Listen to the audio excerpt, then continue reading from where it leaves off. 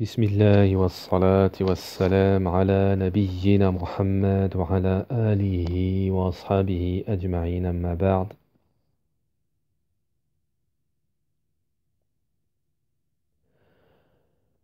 Ceci est un exemple pour concrétiser ces trois choses.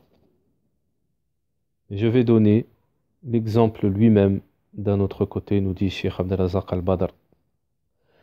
Pour que l'affaire soit plus éclaircie, beaucoup de ce dont on se plaint, plus particulièrement les jeunes, l'appel de la tentation et la multiplication de celle-ci, au point où certains jeunes prétendent avec la multiplication de l'appel à la tentation dans tous les pays et endroits, que se protéger contre la tentation n'est pas possible. C'est comme cela qu'ils se soumettent, sont vaincus par la fitna. Ils pensent que ce n'est pas possible d'être sauvé des tentations. À ce moment-là, qu'Allah nous en préserve, il se soumet à la tentation et il tombe dans ce qui met Allah Ta'ala en colère.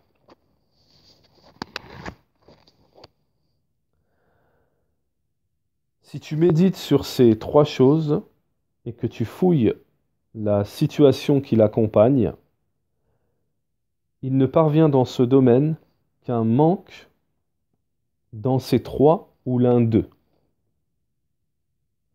Mais si tu réunis ces trois choses, que Cheikh Abdelazak al-Badr, ne vous inquiétez pas, va citer à la fin, par la volonté d'Allah, comme le dit l'auteur, quelles que soient les causes qui te repoussent, tu seras préservé de la fitna, protégé si tu réunis ces trois choses. C'est pour cela que le jeûne a besoin plus précisément dans les endroits de tentation, fiten, il a besoin de développer ces trois choses dans son cœur. Cela est une protection pour lui contre l'abomination et les interdits. Quels que soient les appels aux tentations, parce que se détourner de ces trois choses, ou en être détourné lorsque ces trois choses sont concrétisées, cela est une donation pour lui de la part d'Allah.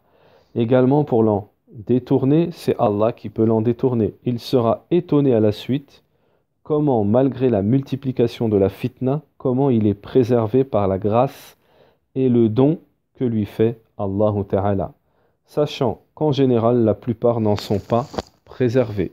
Cheikh Abdelazak al-Badr nous dit, en général, la plupart des gens ne sont pas préservés de la fitna. Ces trois choses, il faut que le jeune ou autre, œuvre pour pouvoir les concrétiser. Alors, la première chose, c'est qu'il soit véridique avec Allah dans l'amour de ce qu'il a ordonné et dans le fait de détester ce qu'il a interdit. Dans le même endroit, c'est-à-dire en même temps, il doit, dans son cœur, avoir la véracité avec Allah, être véridique avec Allah dans le fait de détester la fornication. Il doit avoir dans son cœur être véridique avec Allah Ta'ala dans le fait de détester la fornication. Il doit haïr dans son cœur ses abominations. Ceci est la première chose. S'il n'est pas véridique dans son cœur avec Allah Ta'ala dans le fait de détester cela, il sera infiltré par cette porte. Et ceci est la première chose, nous dit Cheikh Abdelazak al-Badr, hafidhahullah. Être véridique avec Allah Ta'ala, dans le sens détester les désobéissances, les péchés. Naham. La deuxième chose, c'est qu'il fasse les causes, et les causes, c'est de combattre son âme. Il ne reste pas soumis, il ne doit pas rester soumis à la fitna. Et faire les causes vient en première position baisser le fait de baisser le regard. Allah Ta'ala nous dit dans le Coran, قُلِ الْمُؤْمِنِينَ يَغُضُّونَ مِنْ أَبْصَارِهِمْ. Dit aux croyants de baisser leur regard. Lorsqu'un jeune en plein dans la jeunesse se rend dans les endroits, dans les rassemblements de fitna, de fitana, de troubles de tentation, puis il regarde, puis il dit « je ne peux pas me retenir », Cheikh Abdel Razak al-Badal lui dit « oui, c'est toi qui as fait les causes pour tomber dans l'abomination et la débauche.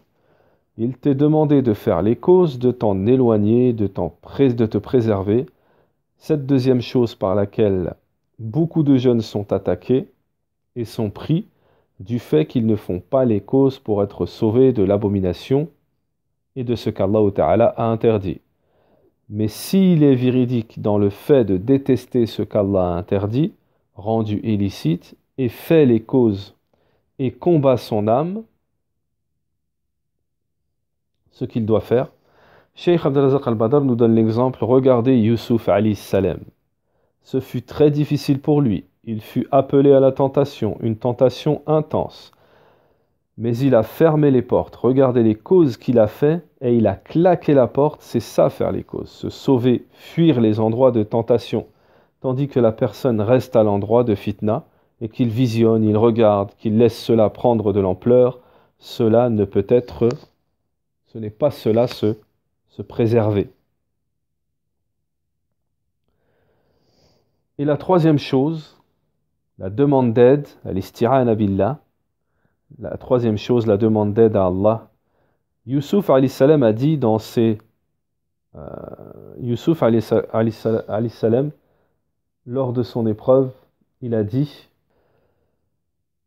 donc Youssouf, lors de cette dure épreuve, il dit قال ربي السجن أحب إلي مما يدعونني إليه وإلا تصرف عني كيدهن أصب إليهن وأكن من الجاهلين.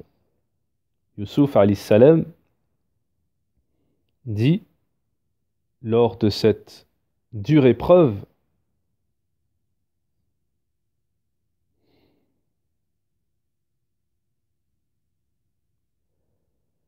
il dit « Oh mon Seigneur,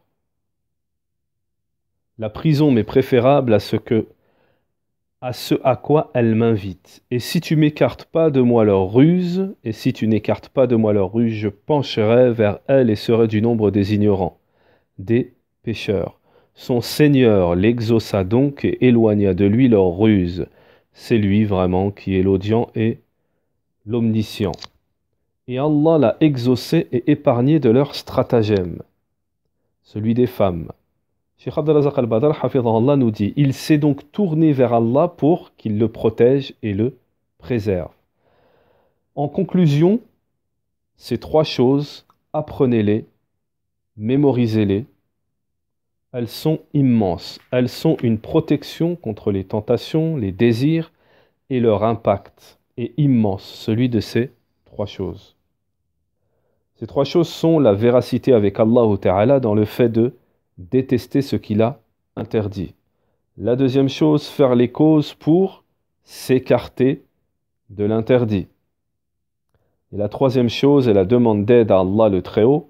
Lorsque ces trois choses sont réunies, quelle que soit la multiplication de la tentation, l'abomination, par la permission d'Allah le Très-Haut, elles n'auront aucun impact sur l'adorateur.